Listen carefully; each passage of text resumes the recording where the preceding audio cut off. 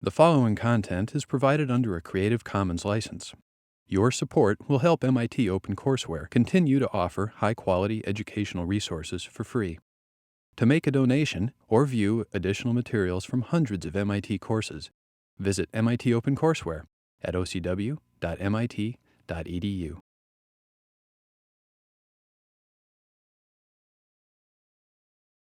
This is our last chance to, this lecture tonight is our last chance to pay attention to this process I've been calling the Fredot principle. And forgive me for appearing slightly repetitious about this, but to me it's an essential aspect of our appreciation of these early weeks, to recognize that films like The General or Modern Times, or the film we're going to see next week, The Last Laugh, Murnau's remarkable silent film from Germany, to recognize that these astonishing, complex narratives grew out of something so primitive, and grew out of something so primitive in such a relatively short time, is part of what makes these early films so interesting. And the viewing you're going to see tonight is your last opportunity to, in a concrete way, experience something of that process, something of that evolution for yourself, because the two Chaplin shorts that you're going to see, while they are, as I indicated this afternoon, hardly not from the earliest stages of Chaplin's work. They're 3 or 4 years advanced beyond that. He's already mastered his medium in certain ways, and these shorts are in themselves very coherent and interesting works, and I hope you'll look at them for their own intrinsic value.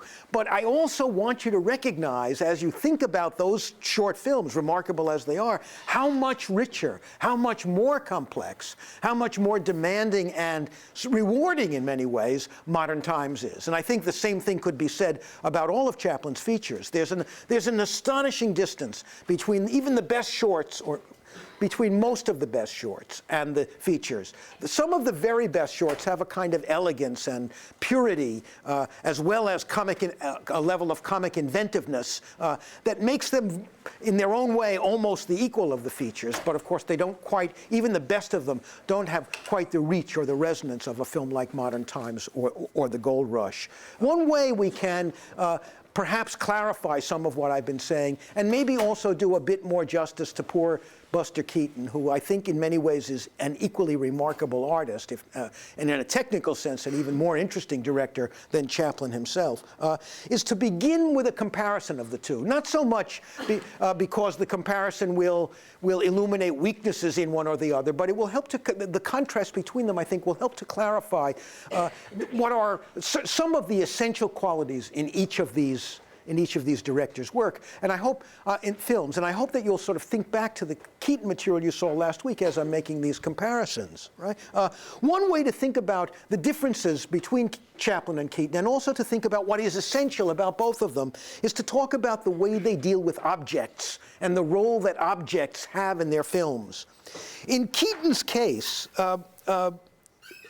we might say that the basic objects of interest are usually massive and gigantic things, whole houses, locomotives, as in The General, an ocean liner, as in The Navigator. And Keaton was interested in intricate systems and in the intricacy with which these systems operated. And he liked to pose his Buster character against these massive systems to see whether Buster could survive them, and to show us certain aspects of both of Buster's resourcefulness and power to muddle through, but also his comic inadequacy and comic failings as well. And a number of the most dramatic and famous bits from The General could be said to crystallize this principle. Think of that magnificent joke. It's more than a joke. That cosmic joke. That vision of experience. That existential mockery. But also affectionate mockery of human nature. That's embedded in the canon sequence at the very beginning of Keaton's most important film. You remember how that works? It starts off, it's very funny at every level, but as Keaton first fails to fire the cannon, then the second time reloads the cannon with 10 times as much powder, then gets stuck in front of the cannon and it looks as if he's going to be shot by. Every move along in that sequence is full of amusing comic business. But think of how as the joke builds, as it keeps topping itself, something else begins to happen. What begins to emerge, as I suggested last time, is almost a kind of vision of life. A vision of life in which human agency matters. You do have to struggle and do what you can to try to save yourself or accomplish your ends. But then when your ends are accomplished, even when things work out almost exactly as you had planned, remember what happens. The cannon does fire. It doesn't shoot at poor Buster, who runs away from it and hides in the cowcatcher of the engine to avoid it. But why doesn't it go? Because at a certain moment, the train just happens to go around a bend, and geography and physics collaborate with the Keaton character in order to create a shot that actually does almost hit the engine he's pursuing. And it certainly persuades the people he's pursuing that they are being chased by more than one man. Right?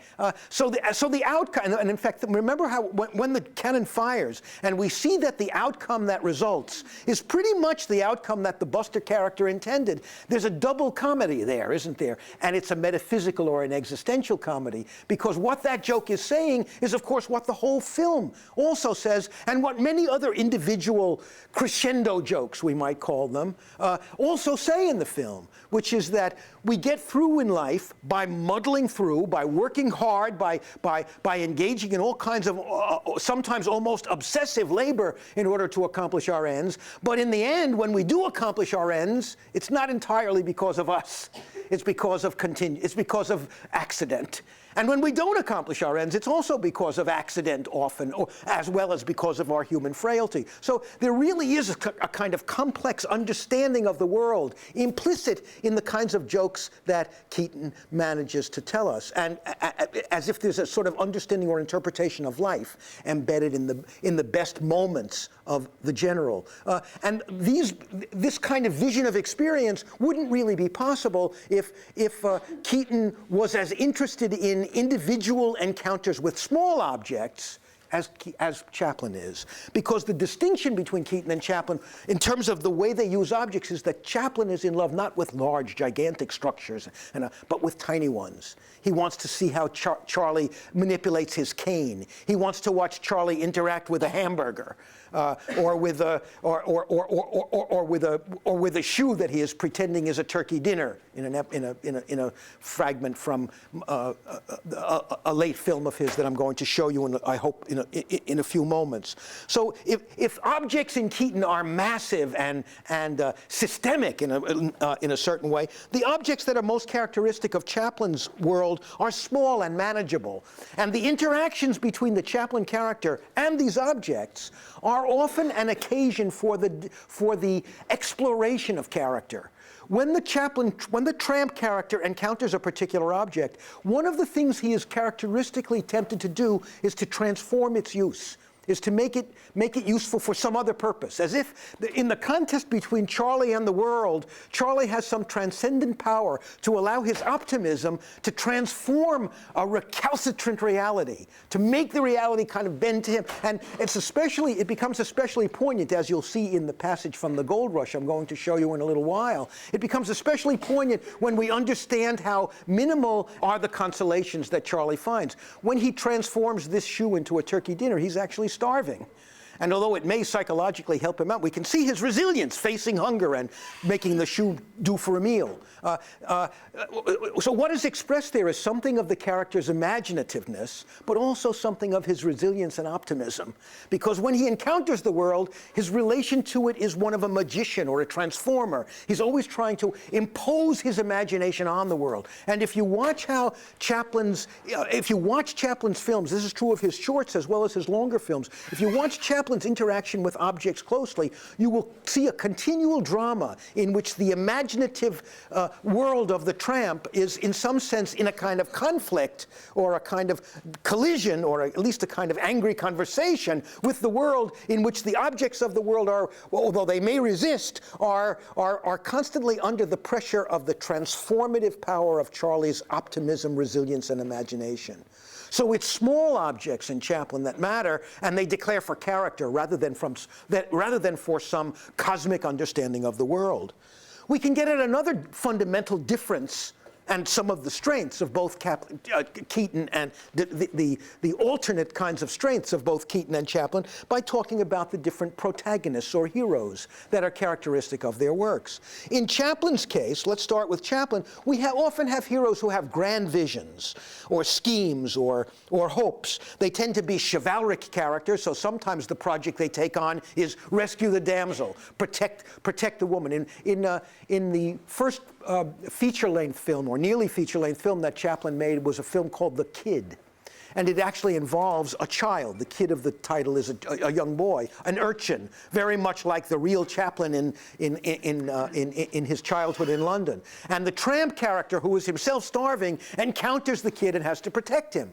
So it's actually a story of maternal, or there's a maternal quality to Charlie in this. He's much more like a mother than he's like a father. But anyway, there's it's a kind of, in a certain sense, a kind of sentimental parenting fable in which we see starving, miserable, down at the heels Charlie defending a person who's even more vulnerable and even weaker, even less able to take care of himself than Charlie is. And although it is a deeply sentimental film in many ways, it also is a film that provides another occasion in which we can see the tramp character's imaginativeness operating. Because when he's, and as I suggested in this afternoon, one way you can also see it operating is in chase sequences, because he makes such amazing split-second decisions about how to elude his pursuers, and often those decisions reveal his intelligence and his improvisatory quickness.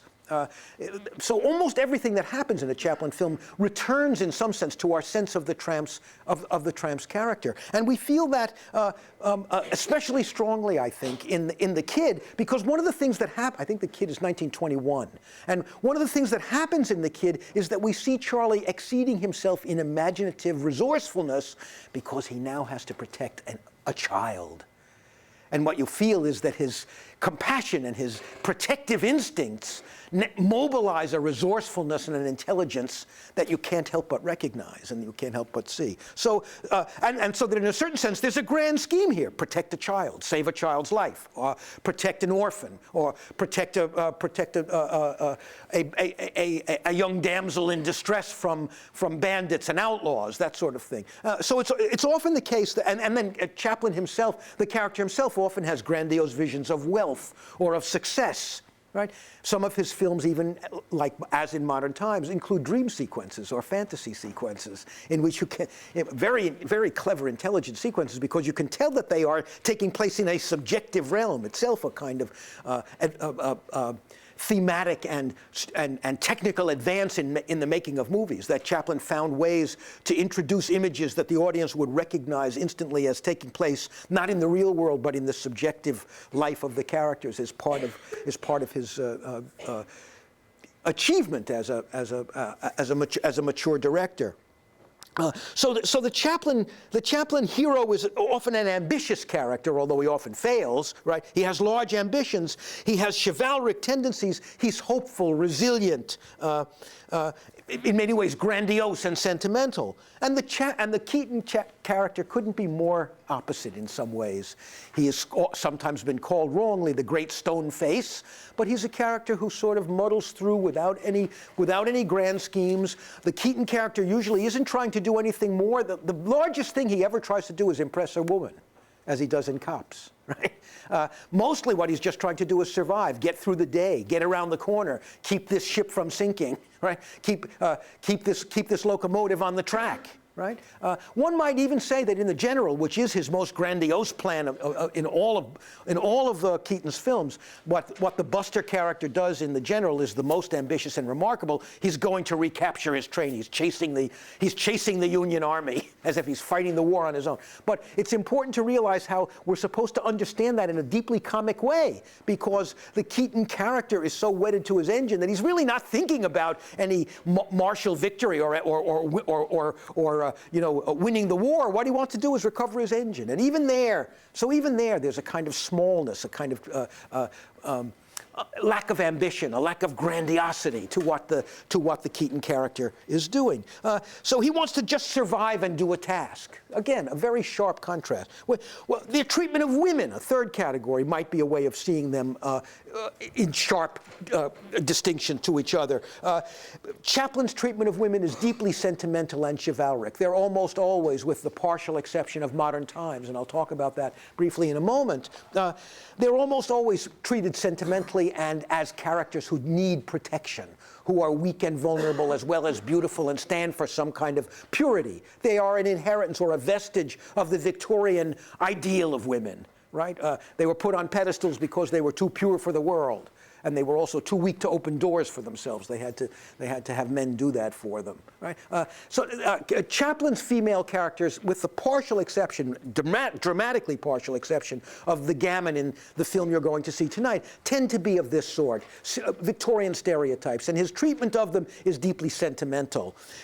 If you think about the treatment of the heroine in The General, you'll see how dramatically Keaton diverges from this view. Remember, Keaton's not making fun of women in that. He's making fun of the Victorian stereotype of women that appears in so many movies, right? So when the Keaton character picks up that woman when she's hiding in the potato sack and throws her over his shoulders and throws her onto the pile as if she's another sack of potatoes, or later in the film when the Keaton heroine begins to do such stupid things that you begin to realize that she is one of the great airheads in the history of movies, right? You remember some of the tricks she pulls? Like she ties a willow tree across the tracks. She ties a rope across the tracks to stop the next train from catching up with them, right? Or she sweeps out. Do you remember this business where she sweeps out in the cabin of the engine while poor Buster is struggling to keep the engine going? She doesn't like a little bit of soot on the floor. She is Keaton makes fun of this figure, but he's not making fun of women. He's not making fun of actual living females. He's making fun of the stereotype of women that appears in, especially not only in the movies, but also appears in sort of the popular conception of what women are. In any case, we can see how deeply mocking and unsentimental Keaton's treatment of women is. One final perspective, contrast that I think is helpful and interesting might be the contrast that we might generate if we tried to describe the visual style of each director. Chaplin favors close shots and emphasizes character. He aims for a totally realistic style in which you're oblivious to the camera's presence. You're not supposed to think about the camera. He wants to create a camera that is as transparent as possible. You're supposed to just focus on the action, as if Chaplin's idea is that his camera is a window on reality, and he doesn't want the window or the window pane to be part of your understanding of what you're watching. He just wants to. There's something social and character-oriented in Chaplin's visual style, and especially in his preference for close-ups which reveal the psychology of character, right? The contrast with Keaton is very dramatic. Keaton is a more interesting director in a technical sense. He'll mix his shots much more often. He'll use close-ups, but he also loves long shots and middle shots, depending on the effect he's looking for. If you think about what a master he is of the long shot, think of the moment, for example, in The General, where the camera backs up far enough so that we can see Buster working furiously on the car that carries the wood carrier on his train, working furiously with his head down while we see the train move across the battle line so that he ends up in enemy territory and he doesn't even know it, right? So there's a kind of cosmic joke, and again, it's a joke that's only possible in the movies. I mean, it's a joke that partly depends upon the camera's position, its power to photograph motion, and the fact that it can encompass much larger scenery, a much larger mise en scène than is ever possible in the live theater. Right? So in many ways, so it's a technically interesting achievement, but it's also a morally interesting achievement because what does it dramatize? The usual trick, the usual thing we know about the Buster character. He's mostly oblivious to the dangers around him, and he often the comedy in Keaton comes from the fact that he's oblivious to his narrow escapes, as we've said before. So Keaton uses mixed shots. He's much more interested in creating an aura of authenticity in his filming. The general especially alludes to documentary photography made during the Civil War, and some of the images are actually recreations of Matthew Brady photographs, very famous Matthew Brady photographs. It was very important for Keaton to create these realistic effects, this sense of realism, because so many of his most magnificent jokes depend on your recognition that it's actually happening, that he's not using process shots. Think of, for example, of the unbelievable engineering feat that was involved in the final crash of the train when the bridge burns at the end of The General. Remember, there's no digital animation then. When Keaton did that, if he didn't get it on the camera the first time, that was it, right? And in fact, it's incredibly beautifully done. It happens perfectly. There's something almost graceful about that catastrophic sequence. It's so well done, in fact, it even holds up today in an era when we are so used to special effects of a much more dramatic and astonishing kind. There are no special effects in that sequence. It depended on a mastery of knowing where to put the camera, a kind of engineer's mastery of various individuals and machines that were in motion at the same time, perfect timing so that the bridge had to actually burn down at just the right moment for the train to come over. There was no margin for error there. Again and again, Keaton's comedy shows us this level of technical as well as intellectual or thematic mastery. Because, of course, that moment when the train crashes into the canyon isn't just a magnificent visual moment and a magnificently comic thwarting of the expectations of the generals who are running the thing, but the scene is, that moment is also completely consistent with the mock heroic interests, the mock heroic themes of the movie as a whole. And what I'd like to do now is concretize and embody the arguments I've been making very briefly and inadequately by having you look at three scenes, one from Keaton, two from Chaplin, that can help ground what I've been saying in particular images and particular moments. The first scene is a scene that I wanted to show you last week and didn't have time.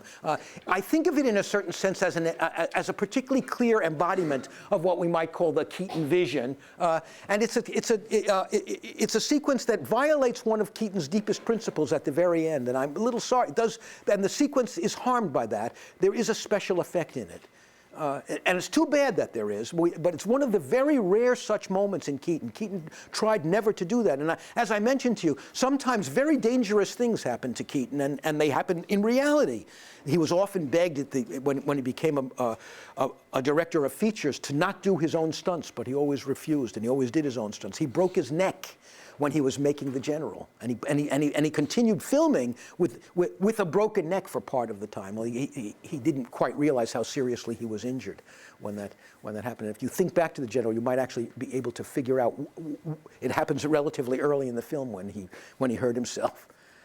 When he's on the handcar, when he's chasing on the handcar and he falls off the handcar, and he did real harm to himself in that sequence. Okay, so this first sequence it comes from Cops, and in many ways I think it embodies that kind of a version of the trajectory or crescendo joke I was talking about earlier. It's a small version of the canon joke that you see or jokes plural, because there's another joke with the canon in the second half of the film that I've talked about earlier. Let's show it, Greg.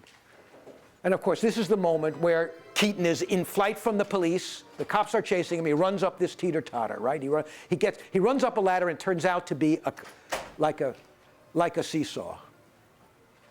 And there we see the Buster character trying to elude cops who come up on either side of the teeter-totter, right? Now, what does that? You see his acrobatic qualities, but part of it, of course, is that part of what makes it good is that we know he's improvising here. He's in trouble. People on both ends now are after him. How can he escape this?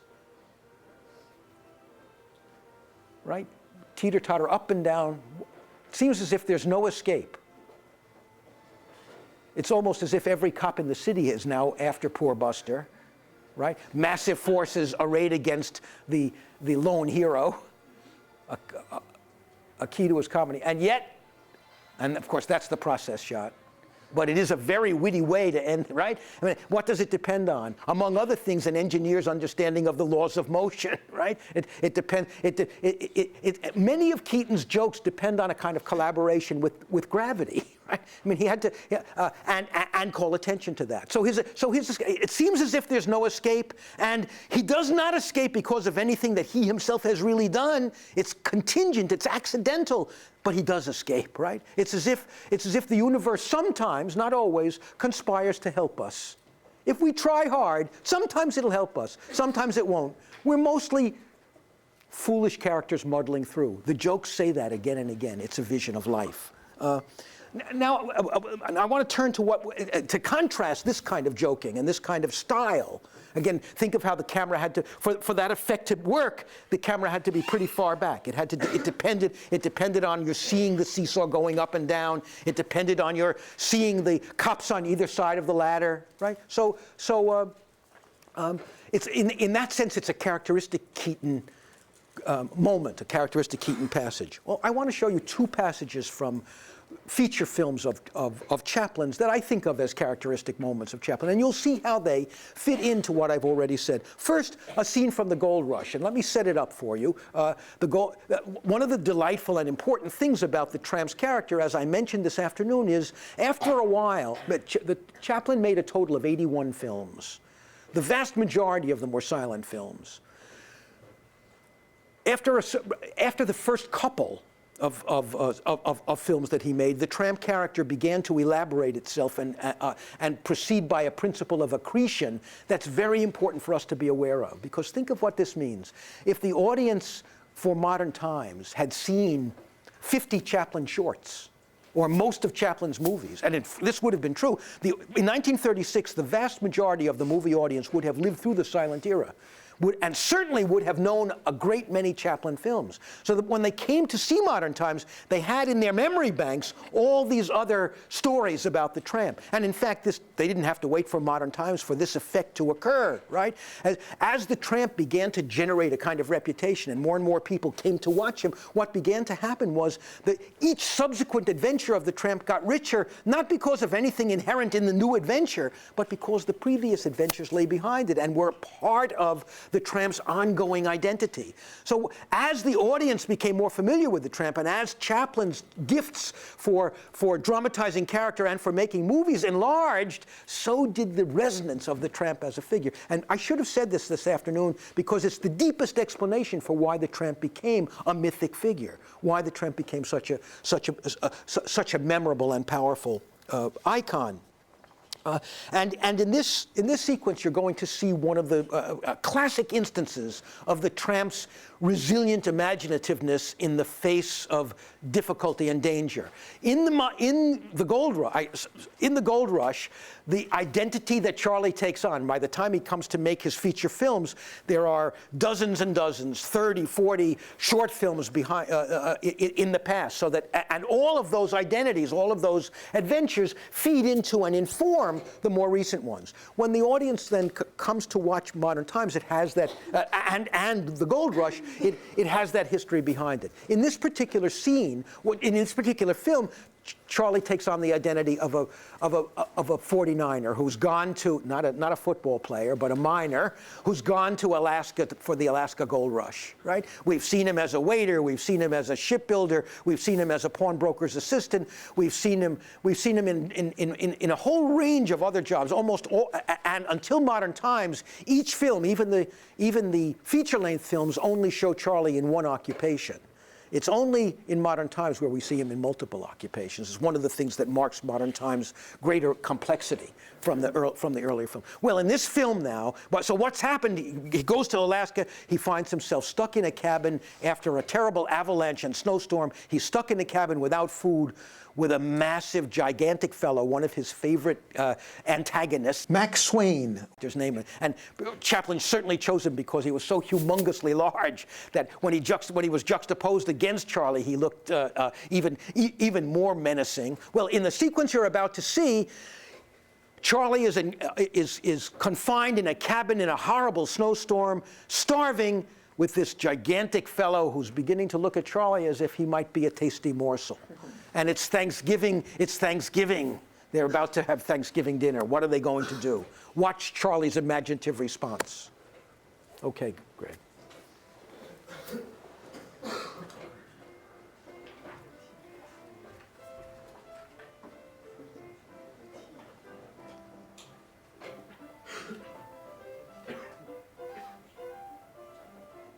Even before this, we've seen the Max Swain character look at Charlie with a kind of hungry eye. And you'll see him do it again here.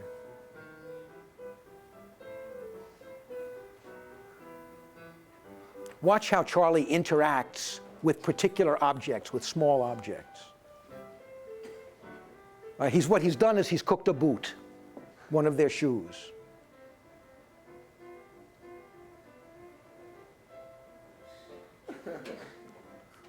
The shoelaces become spaghetti.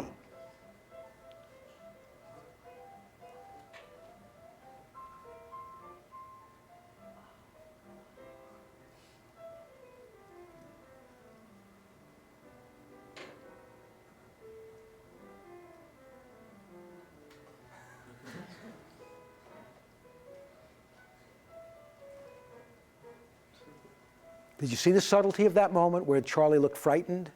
Watch the range of emotions that he's able to express in his face.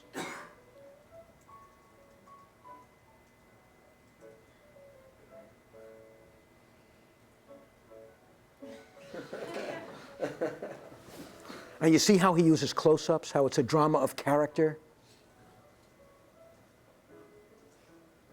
See, now he lacks Charlie's imaginativeness, so he doesn't survive as well, right? It's almost like mind over matter. And it's that quality in the Chaplin character, I think, more than any other that explains why people loved him.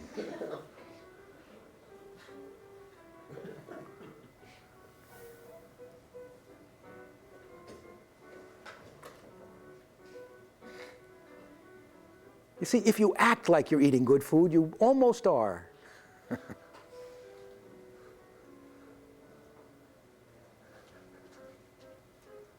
All right, that's enough, Greg. You get the idea. It's a remarkable film, and you get an idea. Now, the next scene, the next sequence I want to show you is, in some sense, even more powerful. Maybe it's less comic. It's one of the sort of, although there are comic elements in it, it's Chaplin at his most dramatic. And it's the final sequence of the film City Lights, the film that precedes Modern Times by far.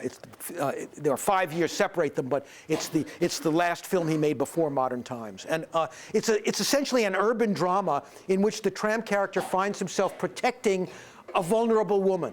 And the woman he's protecting is a blind flower girl. She's blind, and so she's even more vulnerable and deserving of protection than a sighted flower girl would be. And so Charlie sort of takes her under his wing, and because she's blind, she doesn't realize there's a kind of trick in the beginning, a visual trick, that makes the blind flower girl believe that Charlie is a wealthy man. And Charlie allows her to believe this. He's the tramp, but he allows her to believe that he's wealthy, and he visits with her, and he takes, and she has an aged mother, something like the character you see in The Immigrant, who dies in the course of the film. And Charlie, the second subplot in the film has Charlie befriending a very wealthy man who's incredibly nice to him when he's drunk, and kicks him out of his life when he's sober. And his irrationality is part of Chaplin's critique of capitalism, I think, because he's a rich man, right? But when he's drunk, he loves Charlie, and he gives Charlie money and so forth. But Charlie uses this to get a fortune, and he sees an article in the newspaper about a Swiss doctor who can fix blindness, and he sends the flower girl to Switzerland or someplace to have her. And and she has the operation. She has her sight regained. And at the very end of the tram character has had his usual misadventures, and he's just getting out of prison at the very end of the film. So the encounter he's going to have with the now sighted flower girl, which is the very climax of City Lights, This encounter that he's going to have with her is an encounter in which he and the audience know perfectly well who all the characters are, but she has never set eyes on Charlie before. And she has the idea that the man that her benefactor, the man who sent her for the operation and restored her sight, is a wealthy and handsome fellow. Here is the ending of City Lights.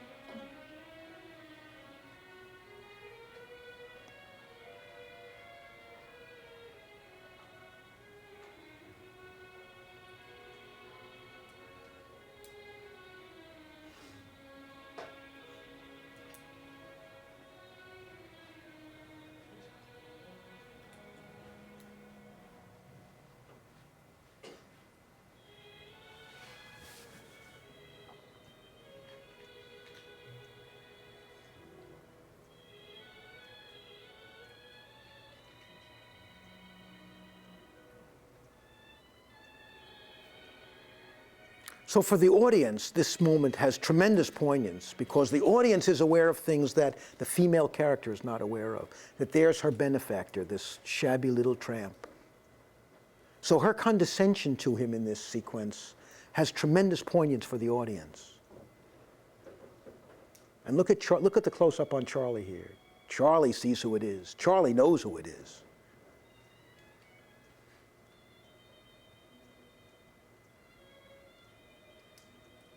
The only thing that's wrong with this ending is the titles are unnecessary.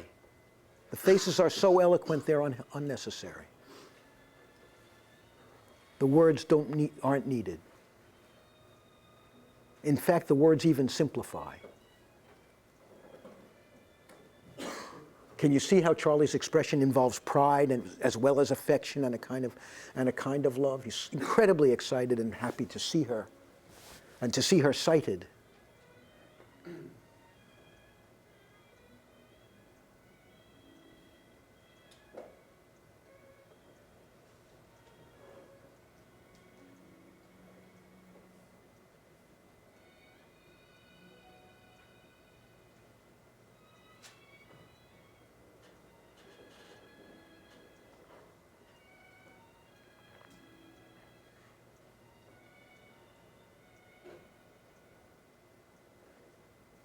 See the power of a close-up? She suddenly realizes who it is from touch.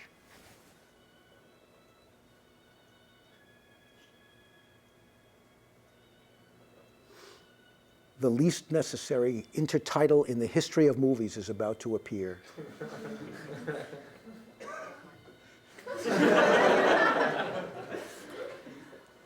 But look at the close-ups here. Look at the art of these close-ups. Another unnecessary line.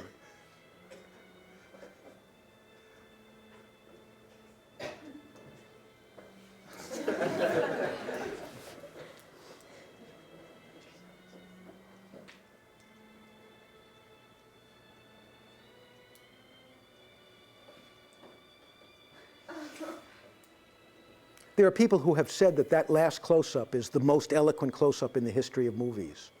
It might be true, because the complexity of emotion that's playing across Charlie's face there, it's hard for people who haven't seen the whole film to fully grasp it, although I tried to set it up. It's partly that he knows there can never be anything between them. It's partly that he's full of joy over the fact that he's been able to help her.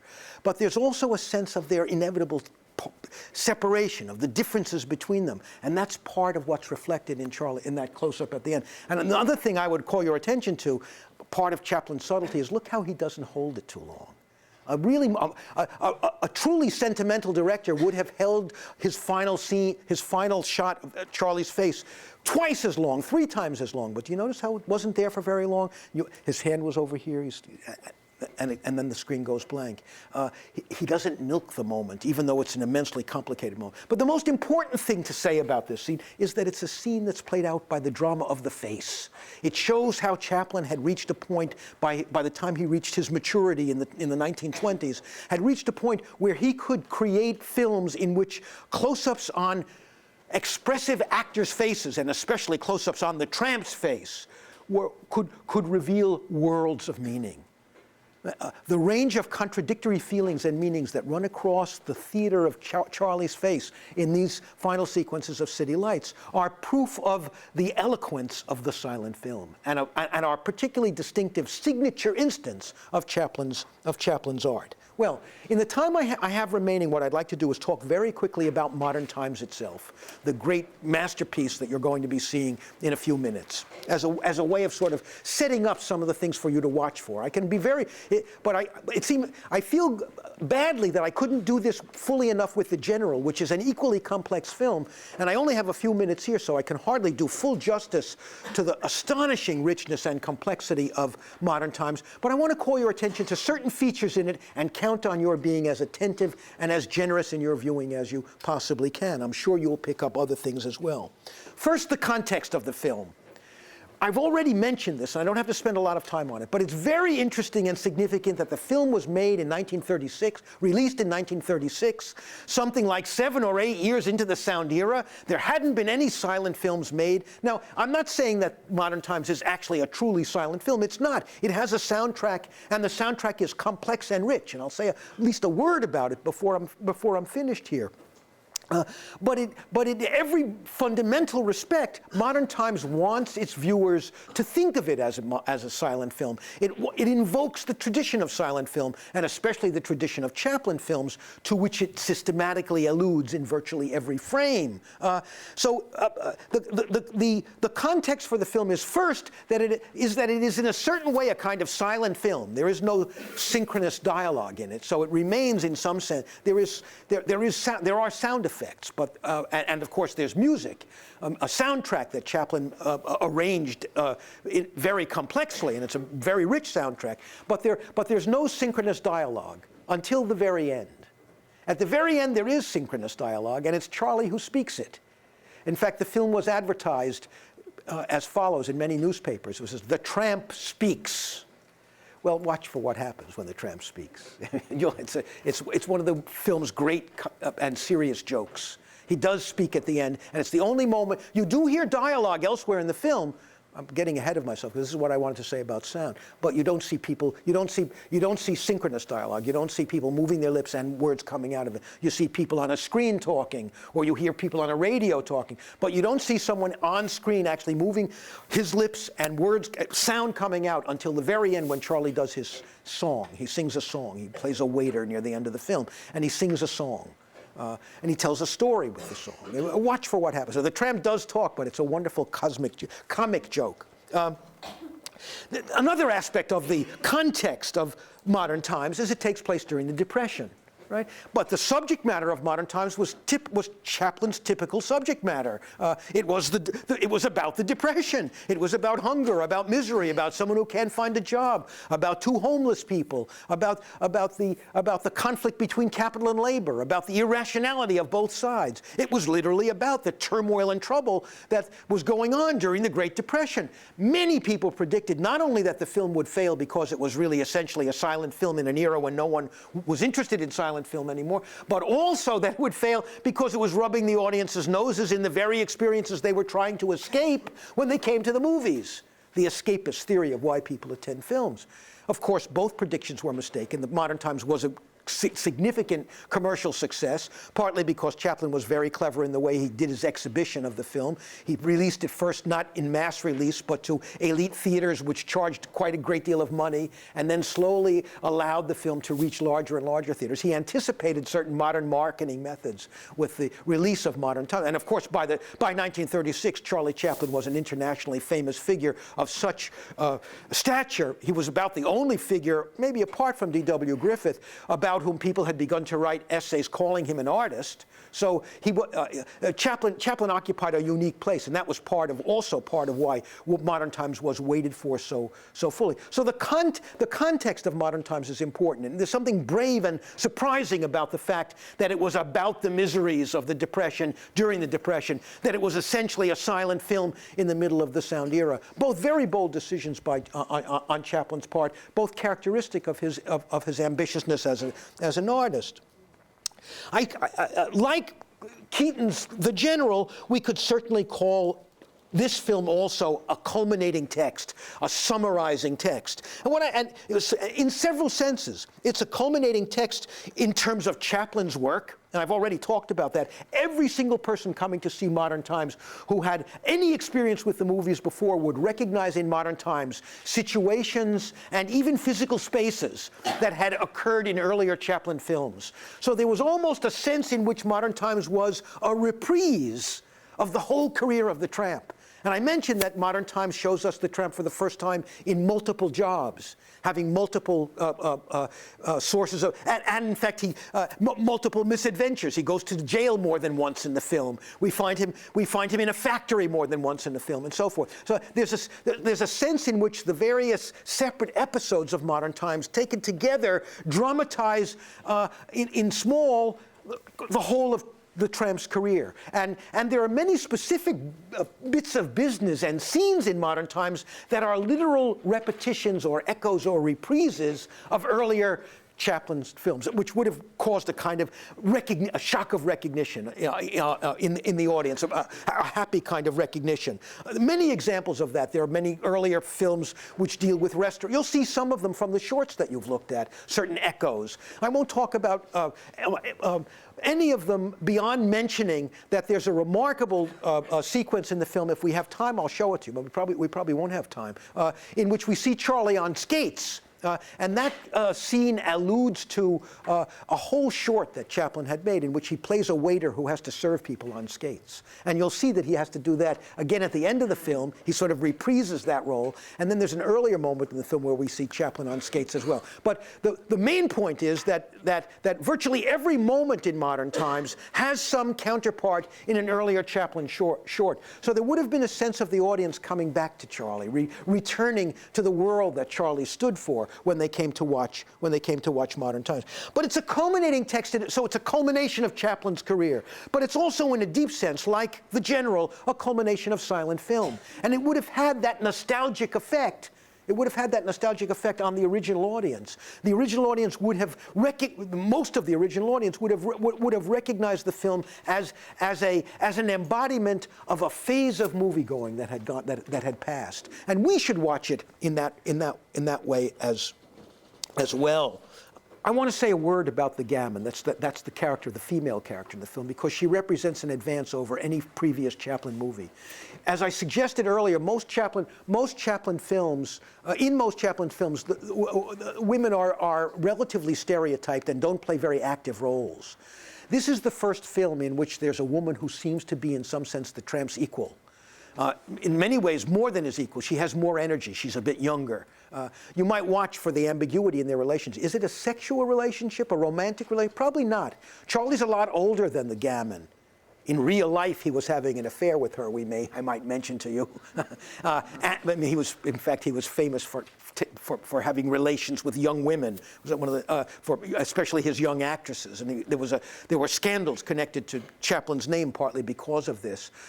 And Paulette Goddard, the actress who plays the Gammon in this film, entered on a career of great fame in the movies, partly because of this role. And you can see how expressive and remarkable her face is. This is the first female character who has energy, will, who has a kind of aggressive capacity to be resilient and care for herself. And that represents a tremendous advance in Chaplin's work. She's the first sort of semi-independent female in Chaplin's work. And you can see in a certain way she's a kind of partner for Chaplin. When this film ends with Charlie and the Gammon walking down the road toward an unknown future, the only difference between that ending and the ending we normally see in a Chaplin short is that Chaplin is usually alone when he walks down the road toward the mountains in the distance. And in this film, he has a partner, So there's a slight suggestion of, if not exactly hopefulness, at least of resilience, or the capacity to survive. You have someone to help you. And you might watch the way the Paulette Goddard character is treated in the film, because she actually represents something new in Chaplin's work, a real advance in his understanding of how to deal with female characters. A new kind of respect for women show up in this film. I've mentioned the soundtrack before, but I want to quickly call your attention to two features of it. One is that Chaplin arranged the soundtrack very carefully, and what you'll notice if you pay attention is that the soundtrack has what we might call a quality of in which particular themes recur when certain characters appear on screen. And you begin to associate certain melodies with certain characters. And you should watch the way this unfolds. I mean, the song, or the melody that's played behind the Chaplin character was actually a popular song of the day, entitled, although the words are never sung in the film, "Hallelujah, I'm a Tramp." And it was a song about being free and not having to worry about working and riding the rails and so forth. Hooray, I don't have a job. Hooray, I'm free in those ways. But each of the major characters in the film has a musical theme associated with him or her, and you should watch the way they sort of meld in and blend together. Chaplin took the sound in the film very seriously. I've mentioned the talking theme. Watch the mocking way in which talk itself, speech, is dealt with in the soundtrack. You might want to talk about this in your recitations, but ask yourself what's going on there. Why would Chaplin, in the end, denigrate talk? I think the answer is obvious. The tramp is a silent character. It's as if this is the revenge of silent film on talkies. Right? It's as if the film is saying talk is crap, talk is silly, talk is ridiculous, who needs talk? Watch how the film repeatedly makes fun of talking or shows talking in its as inadequate or unnecessary, as if the film, and also the way the film associates talkies with something else that the film is very hostile to, which is mechanized industrialization. Right? The film is a critique of the excesses of capitalism, and of the excesses, especially the tedium of factory work. And it is and talking films are associated with what the film identifies as evil or dangerous, as you'll see. But there's also a moment in the film that I won't show it to you, but I'll mention it, ask you to watch for it, where we can see another way. It's only one of the ways in which Chaplin manipulates sound. And it's an interesting moment because it's easy to miss, easy not to register what's happening there.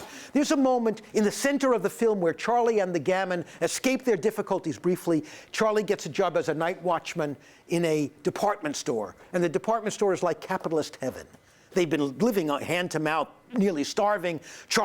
And they find themselves in the department store. There's food, there are beds, there are beautiful warm clothes, there are toys, there are even roller skates. And there's a moment when Charlie and the gamin, exploring the store, having this exciting experience with all these goods, which they're deprived of. It's not an accident that scene is at the very center of the film. Almost all the scenes on either side of the department store scene rhyme with each other in certain ways as an aspect of the structure of the film. And I'll come to that in a second. I'll conclude with that point.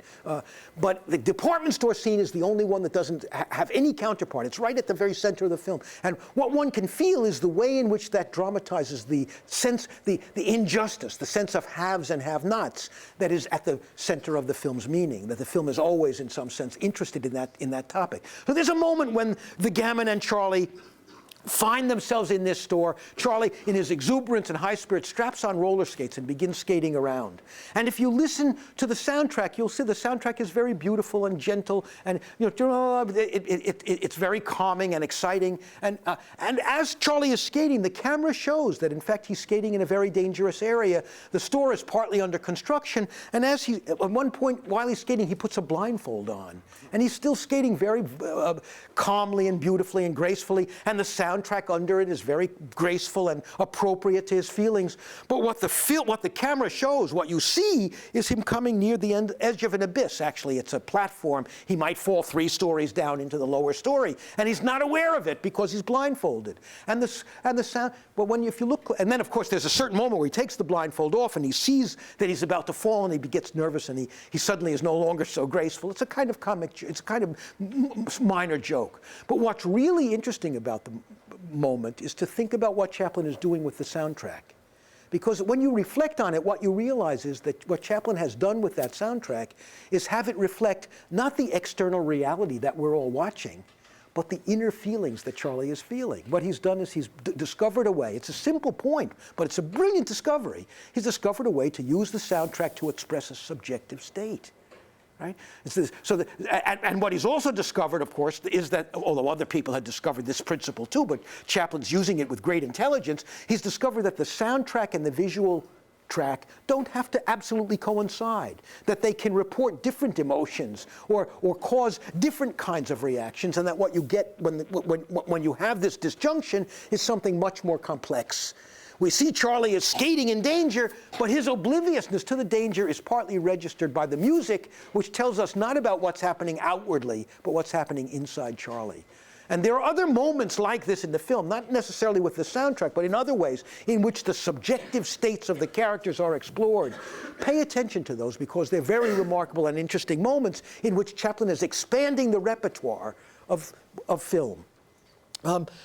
The structure of the film is especially interesting, and I won't say more about it than to say if you watch closely, what you will see is the structure is a profound structure of repetition. As in the general, the film's first half is revisited in the film's second half. It's as if the film is based on a series of rhyming scenes. In the first half of the film, there's a fantasy sequence in which we see Charlie and the gamin inside a kind of cabined environment, inside a kind of domestic scene. It's actually a fantasy scene in which Charlie imagines a suburban heaven for him and the gamin. In the second half of the film, there's an actual cabin in the mud flats that they live in. And those two scenes are sort of in conversation with each other. There are 2 extended sequences in factories and involving the malfunctioning of machinery. And what you'll notice if you pay close attention to the film is that this principle of rhyming scenes creates a situation in which in the second half of the film, you partly feel that you're revisiting scenes and experiences that you've had before. And one of the reasons that this is a useful and an important idea is that if you think about Charlie's life, and you think about the previous history of Chaplin's career as a director and as an actor, what you realize is that in a deep sense, what Modern Times is doing is replicating the history of Charlie's career. Because Charlie has held a series of jobs. Charlie has been in 15 or 20 or 40 or 100 different environments. And in virtually every case, the ending has been the same. He has been released into an ambiguous kind of homelessness and freedom at the end of the film. There's something footloose, homeless, and unfinished about Charlie's life. And after a while, you come to realize this would have been true by 1920 if you had paid attention to the 30 or so other Chaplin shorts that already existed. The fact is that it's an endless process. So another thing that the structure of Modern Times manages to dramatize, maybe more deeply and powerfully than any prior Chaplin film has been able to do, exactly because of this mirror structure, is that this principle of repetition never ends, that Charlie is on a kind of treadmill. Of course, Charlie revisits the scenes and repeats actions that we'd seen earlier in the film, because his life is a series of repetitions, because the film's vision of social life for a character like Charlie is one that's so mordant. What he's suggesting is things are hard, things are tough. This man's homelessness, this man's hunger will never abate. He's going to have a struggle for his whole life. But we don't despair because the Chaplin character himself doesn't despair. And so pay attention to the way the structure embodies the meaning. The point I'm making now, and I'll come back to this later in the course, the point I'm making now is a way of talking about what could be called the film's commitment to the principle of organic form. When the structure of a text is organic, what is meant by that is that the structure itself embodies the meaning. That the way the text is organized carries the themes of the text. And if you think about the structure of modern times, you'll see that it's a marvelously distilled instance, a marvelously clear instance of the principle of organic form. What happens to Charlie serially is more meaningful in a way than what happens to him in a single episode. And the fact that we have this sense that things are repeating, that Charlie's on a treadmill, that he lives a cyclical life, that he'll always have moments of hope and hopelessness, that he'll have momentary times when he's when he finds a place to live or finds sufficient food, but that it will always be temporary, that his life is always on the road, that his life is always in process. And that at the same time he never lets himself completely despair. There's always a moment where his resilience reasserts itself. Well, those elements are embedded in some sense in this very structure, the very organization of the film, and I urge you to watch it. What's been embedded or implied in a good deal of what I've been saying tonight has to do with what broadly with what might be called Charlie Chaplin's, as the director Chaplin's, complexity. Almost every moment in Chaplin, and certainly almost every moment in modern times, has the kind of multiplicity or density or texture that I've been describing to you as the mark of a serious film, the mark of what I want to call a work of art. And if you pay attention, one of the things you'll find is that even the moments that seem on the surface to be the simplest ones are not, or even the implications in the film that seem the simplest are not. Just one example. The film's critique of capitalism, of a certain kind of excessive form of industrial capitalism, is obvious and very deep. The film is deeply hostile to the dehumanization that work on the assembly line generates for people. And Chaplin works wonderfully comic variations on this idea. And yet, if you think of the film in a simple way, if you think in the film in a simple way as a kind of Marxist or left-wing screed, you're really mistaken, and some people did, in fact. And Chaplin was hounded out of the United States later in his career, in part because he was associated with what were thought to be left-wing causes. But Chaplin's socialism was of a particularly sentimental variety, and he was certainly no systematic communist. But the most important thing about Chaplin is his complexity, because if you look closely at the film, one of the things you'll find that it isn't just capital that's criticized, it's also labor. There's a wonderful moment in the film when Charlie finally, after times of difficulty, reads in the newspaper that the factory is hiring again.